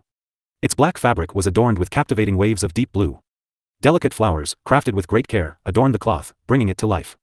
The intricate patterns told stories of nature's beauty, giving the kimono a magical charm. As Alicia embraced the kimono, she seemed to transport herself to another time. Every detail enhanced her natural beauty, captivating those who saw her. Her lips were a bold shade of red, reflecting her strong spirit. Her eyes were accentuated with a touch of kohl, making them even more captivating. Alicia's long black hair cascaded like a waterfall, held together by a striking black-red ribbon. It contrasted beautifully with her silky locks, and her bangs framed her face gracefully, adding a touch of playfulness to her appearance. But what truly caught Aditya's attention were the emerald gems that adorned Alicia. They sparkled with a mysterious glow, drawing his gaze toward their enchanting depths. The green gems spoke of mystery and power, adding to Alicia's captivating presence with a touch of allure and fascination. Well, how do I look? Alicia asked, seeing Aditya staring at her. Your eyes are incredibly mesmerizing. They're like sparkling gems. I can't take my off you. Ria chose to wear stunning silver thread gowns, meticulously crafted by skilled elves. The gowns shimmered like moonlit silver, gracefully draping her slender figure. A beautiful moonlight sash cinched her waist, its silvery threads shining with a celestial glow. Her long, silver hair flowed down her back, matching the color of her enchanting dress. Her eyes, a light shade of purple, sparkled with a sense of mystery and wisdom. Ria's presence exuded a regal air, accompanied by a gentle aura of tranquility and grace. Though she appeared slightly more mature than her peers, it only added to her unique charm. Aditya couldn't help but be captivated by Ria's beauty. The elegant silver thread gowns she wore showcased the exquisite craftsmanship of the elves, making her look like a true elven empress. With every move she made, Ria emanated a graceful and ethereal presence that enchanted everyone who laid eyes upon her. On this particular day, Ria's radiance reached new heights. The silver thread gown hugged her curves, highlighting her natural beauty. The interplay of moonlight and fabric gave her a luminous glow, as if she stepped out of a fairy tale, embodying the majesty of the elven realm. Aditya found himself unable to look away, completely mesmerized by Ria's allure. Her elegance, combined with her regal aura, left a lasting impression on his heart. In her presence, time seemed to stand still, as if the world paused to admire her magnificence. As Aditya looked into Ria's eyes, he could feel that she wanted to hear kind words and feel appreciated. Even though she didn't say anything, her eyes spoke volumes, showing her longing for recognition and praise. Aditya understood this unspoken desire and took a moment to find the right words to describe Riya's beauty. He wanted his compliment to reflect the magic he saw in her. With a sincere voice, he finally spoke up. Riya, he began, his words carefully chosen, you look absolutely stunning right now. It's hard to put into words just how beautiful you are. His words carried genuine admiration, showing how deeply Riya's presence impacted him. Upon hearing Aditya's heartfelt compliment, Riya's face lit up with a gentle smile. It was as if a weight had been lifted off her shoulders. His words brought her comfort and reassurance, dispelling any doubts she had about her own worth. In that brief moment, she felt a surge of happiness, knowing that her efforts to shine hadn't gone unnoticed. Aditya's compliment held so much power because it acknowledged Riya's inner longing and made her feel special. Lara, just like Alicia, wore a stunning kimono chosen specifically for her by Alicia. It was a special gift that Alicia bought for her. The kimono was a beautiful combination of red and black colors. Its vibrant hues blended together like flickering flames and dancing shadows. The fabric wrapped around Lara's slender figure, hugging her gently and showcasing the careful craftsmanship of the garment. When Lara put on the kimono, something magical happened. Her youthful features seemed to glow with a captivating charm, and her innocent gaze held a certain enchantment. A golden head chain adorned her forehead, adding a touch of elegance to her look. With every step, she emanated the grace and beauty of a celestial being. Lara had a charm all her own, something that made her truly special. Her beauty carried a purity that went beyond the physical, captivating everyone who saw her. In her presence, time seemed to stop as people were entranced by her natural radiance. On this day, Lara looked exceptionally stunning. The red and black kimono draped around her like a dream, blending seamlessly with her vibrant spirit. The outfit emphasized her delicate features and accentuated her graceful movements, making her appear like a living embodiment of elegance and magic. Witnessing Lara's beauty was a truly awe-inspiring experience. Her innocence and allure created an ethereal enchantment, drawing people's hearts and minds into her captivating orbit. She was a vision to behold, a shining example of grace and charm. Alicia's thoughtful gift had transformed Lara into a goddess among mortals. In the glow of her unique charm, she became a symbol of beauty and inspiration, capturing the hearts of all who had the privilege of seeing her. You all look so pretty today. Aditya's words reverberated through the air, carrying a sense of awe and admiration. To him, the four girls standing before him seemed to have descended from the heavens themselves, radiating an otherworldly beauty that captivated his senses. Alicia's lips curved into a gentle smile, a reflection of the gratification she felt upon hearing his praise. The early morning hours she had devoted to perfecting her appearance suddenly held an even greater significance.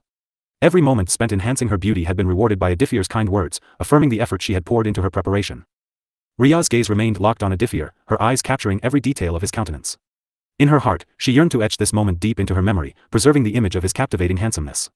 She longed to capture every nuance, every line and contour, ensuring that the memory would remain vivid and cherished. Lara, with her innocence and purity, blushed at the attention directed toward her. Overwhelmed by the intensity of the moment, she averted her gaze and shyly lowered her head. The rush of emotions stirred within her, leaving her unable to meet Aditya's eyes. Her innocent blush spoke volumes, revealing the depth of her feelings in the most tender and subtle way. Enough talking. Let's go. Others are waiting for us at the dining table. Julia grabbed Aditya's arm and pulled him with her.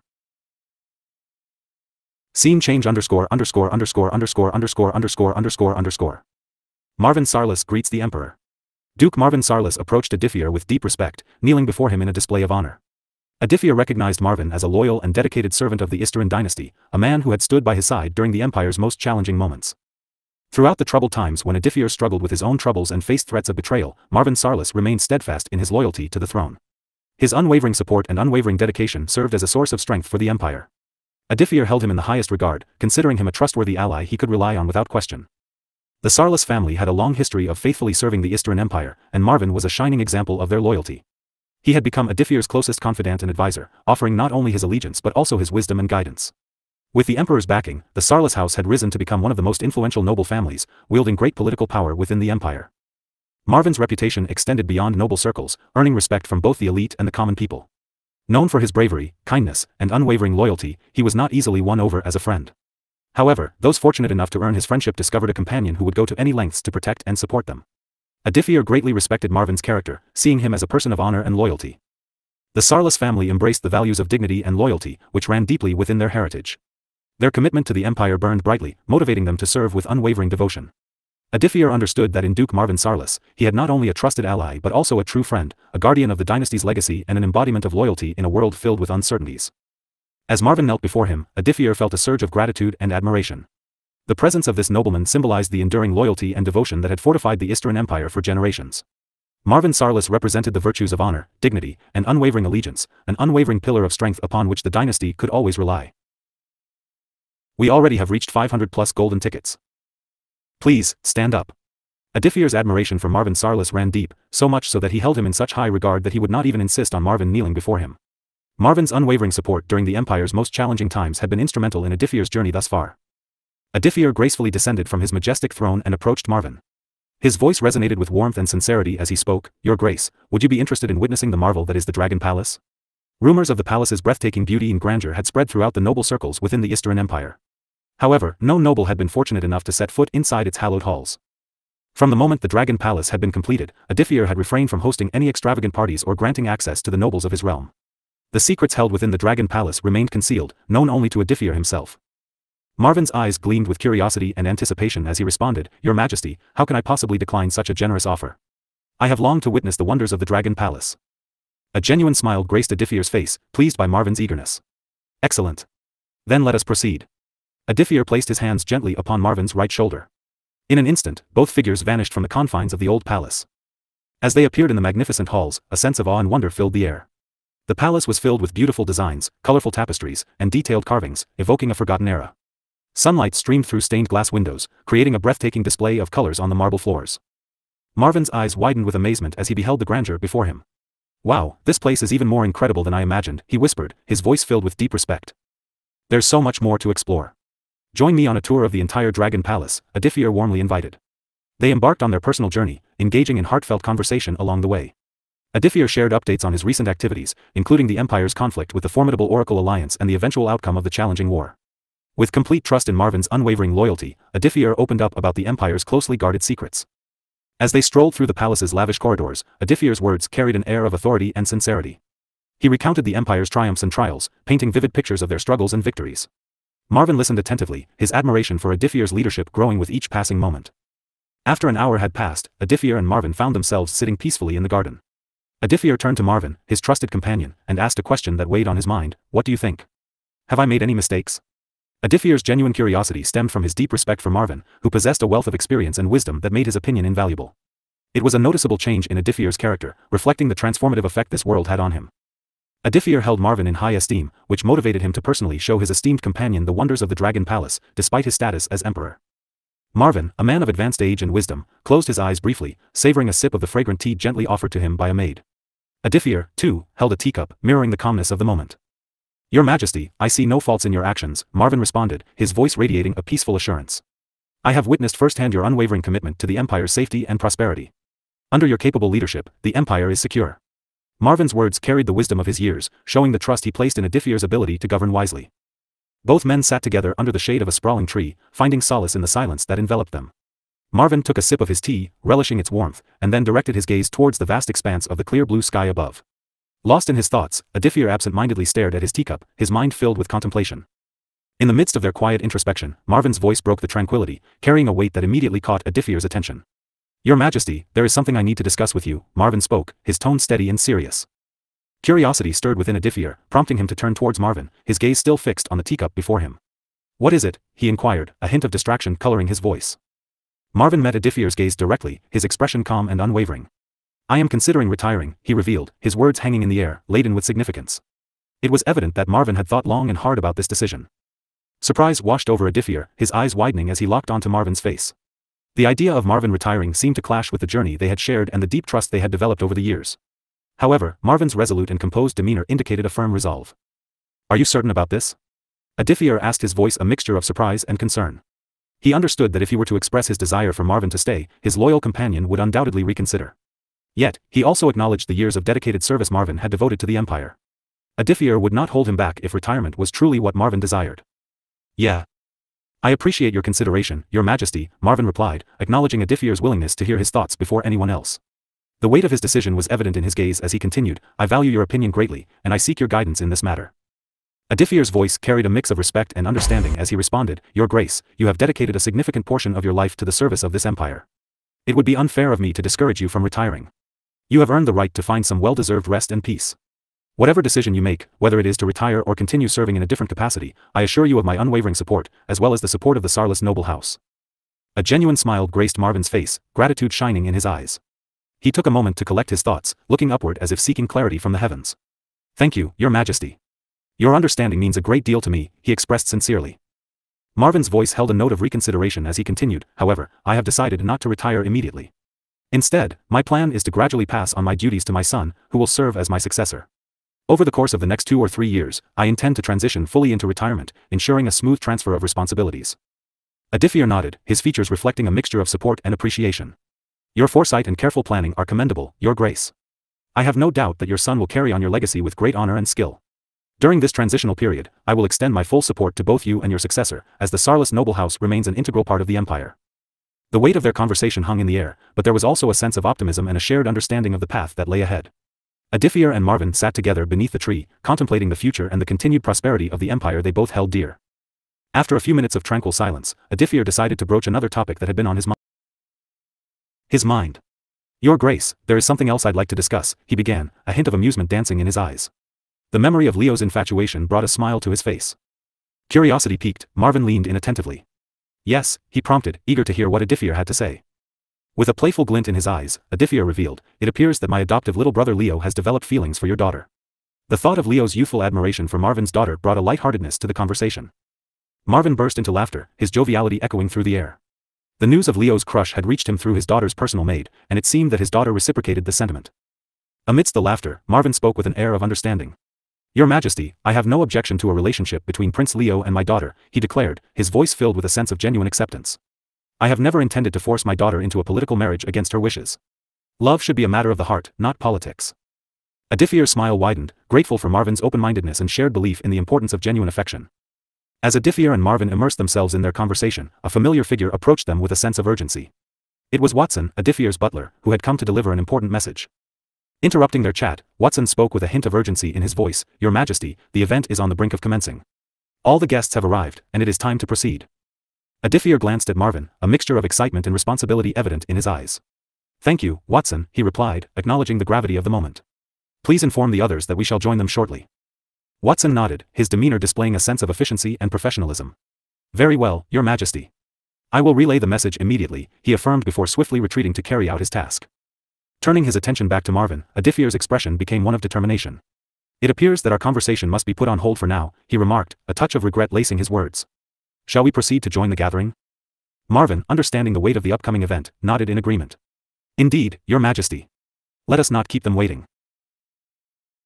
Really thank you very much to all those who send support with valuable golden tickets. The royal banquet had generated a buzz of excitement and anticipation throughout the capital. It was a highly anticipated event, as it marked a significant moment in the Eastern Empire's history. The gathering of all the nobles under Aditya's reign symbolized the unity and strength of the empire. The streets leading to the palace were adorned with colorful banners and ornate decorations, creating a festive ambience. Merchants took advantage of the occasion, setting up stalls and shops along the bustling avenues, offering an array of luxury goods and fine crafts to cater to distinguished guests. The atmosphere crackled with an air of prestige and elegance as nobles, dressed in their finest attire, made their way toward the palace. Elaborate carriages, accompanied by an entourage of servants, lined the streets, signaling the arrival of influential figures from within and beyond the empire's borders. Gossip and whispers filled the air as rumors circulated about the significant changes that had taken place since Aditya ascended the throne. The nobles, curious and intrigued, eagerly discussed the empire's future under their monarch and speculated about the direction of the empire's policies and alliances. The palace itself stood as a magnificent spectacle, its grandeur heightened by the elaborate preparations for the banquet. Guards in resplendent uniforms stood at attention, their presence adding an air of formality and security. Lavish floral arrangements adorned the corridors, emitting a subtle fragrance that wafted through the air. Within the palace walls, the servants and staff worked tirelessly to ensure every detail of the banquet was executed flawlessly. Chefs prepared sumptuous delicacies, sommeliers carefully selected the finest wines, and decorators meticulously arranged the dining hall to create an enchanting setting. As the hour of the banquet approached, the anticipation reached its peak. The nobles, dignitaries, and influential figures from near and far mingled in the grand reception area, engaging in conversations and exchanging pleasantries. Old alliances were reaffirmed, new connections were forged, and the corridors echoed with the sounds of polite laughter and animated discussions. The grand reception area buzzed with a lively atmosphere as the royal banquet commenced. A sea of elegantly dressed guests filled the opulent space, their voices intermingling in animated conversation. The air was permeated with excitement and anticipation, as nobles, merchants, and influential figures from both within and outside the Eastern Empire had converged upon the capital for this momentous occasion. Amidst the vibrant crowd, diligent maids scurried gracefully, weaving their way through the throng of guests. With trays held aloft, they skillfully navigated the sea of people, offering a variety of exquisite drinks and tantalizing beverages to quench the guests' thirst. Their nimble fingers worked with practiced precision, ensuring that no glass remained empty for long. In this bustling ambience, a figure of dignified poise and authority caught the attention of Viscount Edward Ashford. Gathering his courage, he approached a nobleman of esteemed stature, someone he had long desired to meet. It was an opportune moment for Edward to forge connections and alliances, a chance to solidify his position and expand his influence within the Eastern Empire. With a polite bow, Edward addressed the nobleman, his voice resonating with a mixture of respect and eagerness. "Your Excellency, it is indeed an honor to finally meet you," he said, his words filled with sincerity and admiration. The nobleman, his face adorned with an expression of warmth and grace, acknowledged Edward with a nod of acknowledgement. The air around them seemed to hold an air of camaraderie, recognizing the shared journey they had both embarked upon. Viscount Edward Ashford hailed from the southern region of the Eastern Territory, previously known as the Southern Fire Dragon Empire. Prior to the Eastern Empire's swift conquest, Edward had served in the military of his former homeland. When the Eastern Empire emerged victorious, Edward pledged his unwavering loyalty, swearing his allegiance to the new reign. Impressed by Edward's dedication and commitment, Aditya, the Emperor of the Eastern Empire, bestowed upon him the honored title of Viscount. Along with this distinction came a small but significant parcel of land, a tangible symbol of trust and recognition. Edward's transition into nobility was a recent development, and he recognized the importance of establishing connections and alliances with fellow nobles, solidifying his place within the noble hierarchy. The grand banquet provided an ideal setting for Edward's aspirations, where he could engage in meaningful conversations, exchange ideas, and seek potential partnerships. As he conversed with the nobleman before him, Edward's underlying goal was to forge alliances that would further the prosperity and stability of his newly acquired territory. "May I have the honor of knowing your distinguished name?" inquired Duke Zane with an air of graciousness. Among the nobility of the Eastern Empire, both Zane and Marvin Sarlis held venerable reputations, their prominence recognized throughout noble circles. As such, lower-ranking nobles aspired to meet them, yearning to establish connections and alliances. Zane had proven his loyalty to Aditya by discreetly revealing vital information regarding Duke Eastguard's treacherous intentions against the Eastern Empire. Recognizing his invaluable service, Aditya appointed Zane to succeed Duke Eastguard, granting him the power and responsibilities associated with his new position. Since assuming the role, Zane had devoted himself diligently to the development and prosperity of the territory entrusted to him. "My sincerest apologies for the belated introduction. I am Lord Edward Ashford, a viscount hailing from the southern region," responded Edward with deference, his tone marked by respect for Zane's esteemed status. "Ah, now it becomes clear why I did not recognize you, Your Grace," acknowledged Zane, his words carrying an air of understanding. "Please, enlighten me. I hope you're enjoying the grandeur of this banquet." Zane's amiable demeanor exuded approachability and intelligence, reflecting his benevolent and astute character. Duke Zane found himself engaged in conversation with a nobleman whose face was unfamiliar to him. Despite being a duke, Zane understood that the vastness of the Eastern Empire meant that he couldn't possibly know all the nobles within its borders. He approached the conversation with utmost formality. "Duke Zane, Your Grace, please accept my sincere greetings. I have heard of your esteemed reputation and it is an honor to finally make your acquaintance in person." "Viscount Edward, I am deeply grateful for your kind words, Duke Zane. The pleasure is mine to be in the presence of such a respected and renowned figure like yourself. Your contributions to the Empire have not gone unnoticed." "Duke Zane, thank you for your gracious words, Viscount Edward. Your transition from a distinguished military career to the noble rank is indeed impressive. Your unwavering loyalty to the Empire is truly commendable." "Viscount Edward, I humbly express my gratitude, Duke Zane. It was my solemn duty to serve the Empire, and I consider it a great privilege to be entrusted with the title of Viscount. Your strategic prowess and guidance during the Empire's trials have been widely acknowledged."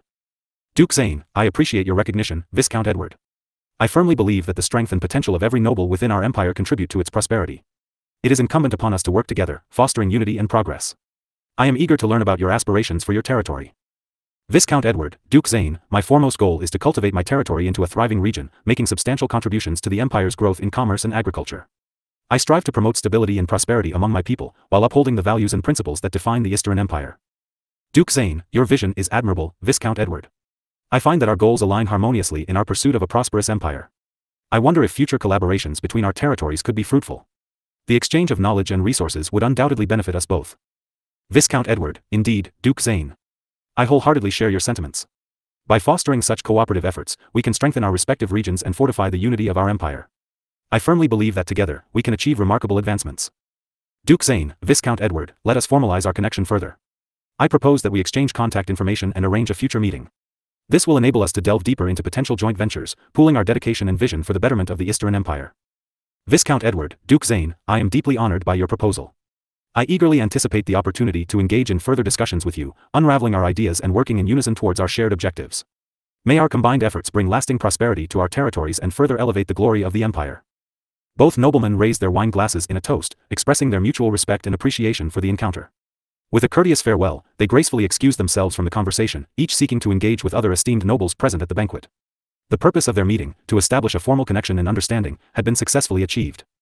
The grand reception hall buzzed with activity as noble after noble engaged in conversations, forming connections and alliances.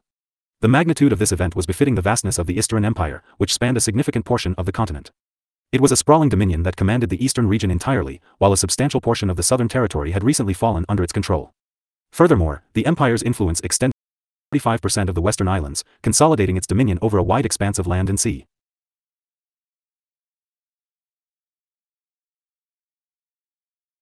As Duke Zane mingled with the esteemed guests, he couldn't help but marvel at the sheer scale of the empire's reach.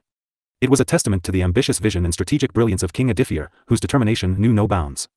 The ongoing campaign in the northwestern region, aimed at quelling the remaining pockets of rebellion, promised to expand the empire's influence even further, adding to the already considerable number of nobles in attendance. The gathering of nobles within the grand reception area exemplified the empire's diversity and its amalgamation of various cultures, each with its own unique customs and traditions. The conversations that echoed throughout the hall mirrored the fusion of voices from different regions, resonating with the aspirations and ambitions of the nobles who sought to secure their positions within the empire's intricate web of power. Within this tapestry of noble interactions, Duke Zane observed the ebb and flow of introductions and formalities. Each encounter held the potential to forge new alliances, strengthen existing bonds, or unravel unspoken rivalries.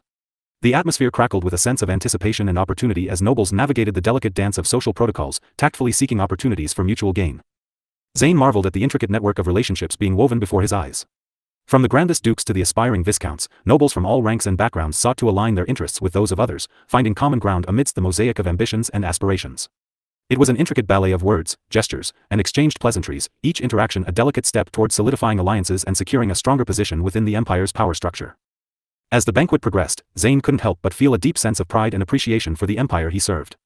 Its vast territories, stretching from the eastern realms to the western islands and from the southern lands to the northwestern frontiers, were a testament to the empire's might and reach. It was a living testament to King Aditya's visionary leadership and the unwavering dedication of the empire's noble houses. In this grand gathering of nobles, Zane recognized the potential for greatness, the opportunity to shape the future of the empire through collaboration and unity. He envisioned a tapestry of interconnected territories, each contributing to the prosperity and strength of the whole. The influx of nobles from newly conquered regions promised to add new colors to the fabric of the empire, enriching its cultural tapestry and fostering a spirit of unity among its diverse inhabitants. As the conversation swelled around him, Zane couldn't help but be humbled by the significance of this moment. It was not merely a banquet, but a symbol of the empire's might, its capacity to bring together nobles from far-reaching corners of the realm, all with a shared purpose of advancing the empire's interests and securing their own place within its grand tapestry. In this grand reception, as nobles engaged in animated conversations, exchanged pleasantries, and forged alliances, the empire's presence loomed larger than ever. It was a testament to the power and ambition of the Eastern Empire, and within this gathering of noble minds, its destiny was being shaped, one conversation at a time. Really, ladies and gentlemen, please direct your attention. I am honored to announce the imminent arrival of His Grace, Duke Marvin Sarlis. The herald's solemn proclamation echoed through the grand reception hall. The assembled nobles instantly fell silent, their conversations fading into the background. All eyes turned toward the entrance, eagerly anticipating the appearance of the esteemed Duke. It was none other than Duke Marvin Sarlis, a figure whose power and influence surpassed even that of Duke Zane.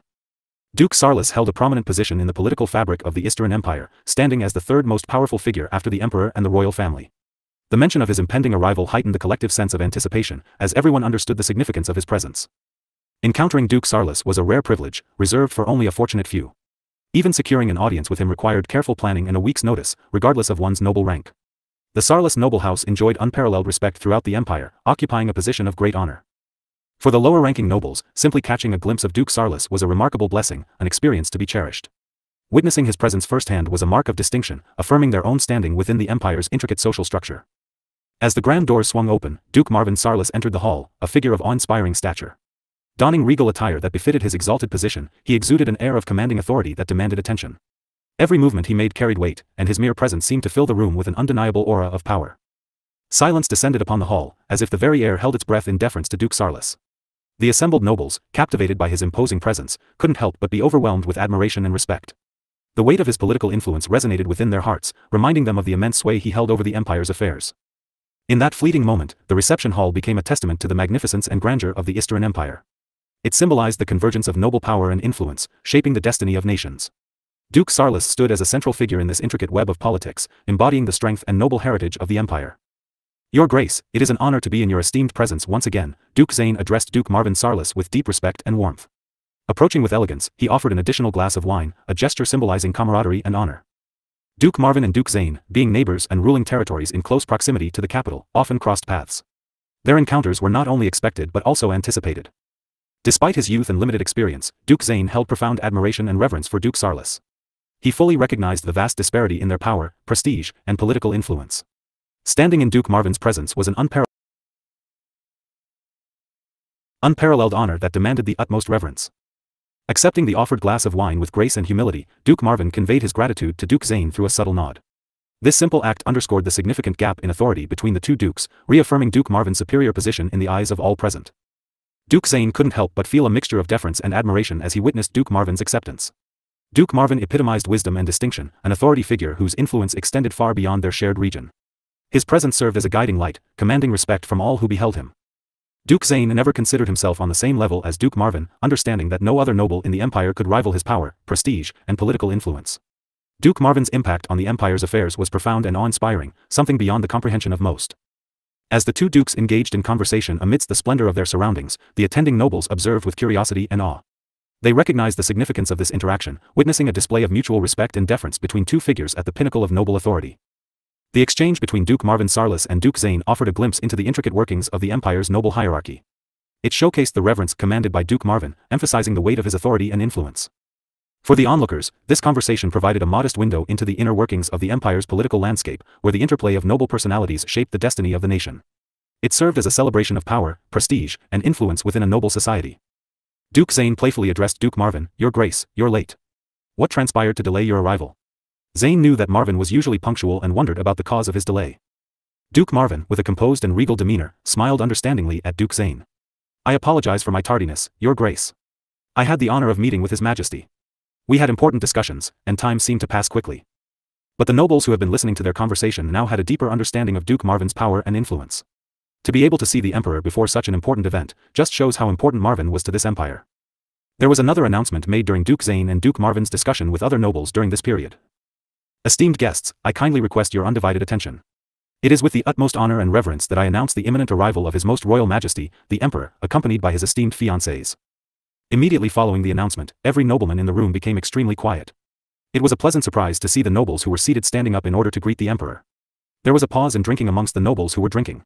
There was a lot of seriousness in the air. Since it had been quite some time since they had seen the emperor last, this was their first opportunity to do so. With the crown of the Eastern Empire adorning his regal head, the emperor made his entrance into the grand banquet hall. His piercing blue eyes surveyed the vast expanse, taking in every detail with a calm and composed demeanor. The crimson regalia, a true masterpiece of craftsmanship, captivated all who beheld it. Its exquisite design, intricately woven with the utmost artistry, reflected the empire's authority, prestige, and majestic splendor. The name, Crimson Regalia, resonated with the rich hue that cascaded across its every curve, evoking a sense of profound reverence for the Eastern Empire. The crown's delicate filigree, meticulously fashioned from glistening gold, enveloped it in a lattice of breathtaking beauty. Each strand of precious metal seemed to possess a life of its own, intertwining flawlessly to create a harmonious pattern that exuded both strength and grace. Nestled within this golden embrace, a resplendent tapestry of gemstones elevated the Crimson Regalia to unparalleled opulence. At the zenith of the crown, a majestic centerpiece emerged, a magnificent crimson starburst adorned with rare crimson fire opals. When placed upon the emperor's brow, the Crimson Regalia bore the weight of the empire's sovereignty. Following in the emperor's wake, his future wives graced the room with their ethereal beauty. The nobles in attendance were left in awe, their hearts quickened by the presence of such enchanting goddesses. Gulp.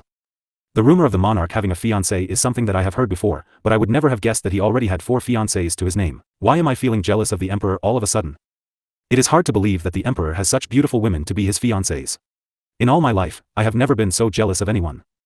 This royal banquet is now starting to feel more like the emperor showing off his fiancées to everyone. All the nobles stood in stunned silence, their eyes fixated on the emperor's enchanting fiancées. Words escaped them, for they were captivated by the ethereal beauty that graced their presence. In their noble circles, finding a companion of such extraordinary beauty was already a daunting task. As they gazed upon the emperor's fiancées, envy flickered within their hearts like a smoldering ember. It was only natural for the nobles to long for the unparalleled beauty that graced the room. A sense of longing mingled with their jealousy, as they realized that the emperor possessed what seemed like an unattainable treasure. The companionship of goddess-like beings, each uniquely beautiful in her own right. The nobles couldn't help but be consumed by conflicting emotions. On one hand, they marveled at the emperor's remarkable fortune, his ability to secure the affections of these extraordinary women. On the other hand, they were reminded of their own limitations and the harsh reality of their quest for love and companionship. In their hearts, a mixture of admiration, envy, and a tinge of resignation blended together, shaping their emotions like the intricate threads of a tapestry. The room was enveloped in an electric atmosphere, charged with unspoken desires and suppressed envy. As the nobles struggled to conceal their emotions behind masks of composure, their gazes remained transfixed upon the emperor's fiancées. Each movement, each glance, and each subtle gesture captivated their attention, intensifying the throbbing ache within their hearts. In the presence of such unattainable beauty, the nobles felt a profound sense of their own inadequacy. They couldn't help but question their worth and desirability, comparing themselves to the emperor and the seemingly insurmountable obstacles that stood between them and such breathtaking companionship. Though they tried to silence the voice of envy, it echoed through the chambers of their hearts, a reminder of the unfulfilled desires that simmered beneath their noble exteriors. Unspoken words hung heavy in the air, as the nobles remained transfixed, their thoughts consumed by a mixture of awe, envy, and admiration. Their silence spoke volumes, reflecting the depths of their emotions and the complexities of their desires. In their hearts, the nobles grappled with the truth, that finding beauty as resplendent as that which stood before them was an elusive dream, a yearning that might forever remain unfulfilled. In the grand banquet hall, a symphony of emotions played out, each note tinged with the bittersweet melody of unattainable beauty. It was a tableau that spoke to the depths of human longing, reminding the nobles that even amidst the pinnacle of power and privilege, the pursuit of love and beauty remained a journey fraught with uncertainty and unfulfilled dreams.